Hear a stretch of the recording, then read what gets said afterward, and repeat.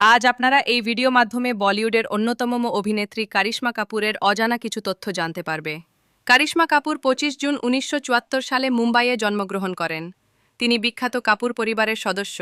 তার বাবা রণধীর কাপুর একজন অভিনেতা ও পরিচালক এবং মা ববিতা অভিনেত্রী ছিলেন। ছোট থেকেই চলচ্চিত্রের পরিবেশে বড় হওয়ায় তিনি অভিনয়ে আগ্রহী হন। কারিশমার বডি ফিগার তেমন ছিল না, কিন্তু অভিনয় করত খুব দারুণ। 1991 সালে প্রেম কায়দি সিনেমার মাধ্যমে বলিউডে প্রবেশ করেন। এরপর একের পর এক হিট সিনেমা করে জনপ্রিয়তা পান। তিনি প্রায় সে সময়ে সব নায়কদের সাথে অভিনয় করেছেন। কারিশমা ও অভিষেকের প্রেম ভালোবাসা মন দেওয়া নেওয়া হয়ে গিয়েছিল। পারিবারিকভাবে অভিষেক বচ্চনের সাথে তার এনগেজমেন্ট হলেও পারিবারিক কারণে বিয়েটি শেষ পর্যন্ত হয়নি।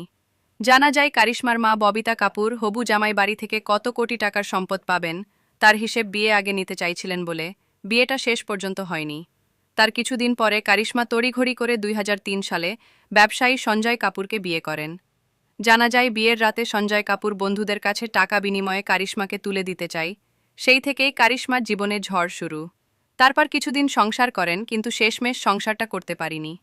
পরবর্তীতে ব্যক্তিগত মতবিরোধের কারণে তাদের সম্পর্ক ভেঙে যায় এবং 2016 সালে ডিভোর্স হয়। বর্তমানে তিনি 2 সন্তানের মা এবং মাঝে মাঝে অভিনয় ও ব্যক্তিগত জীবন নিয়ে ব্যস্ত থাকেন।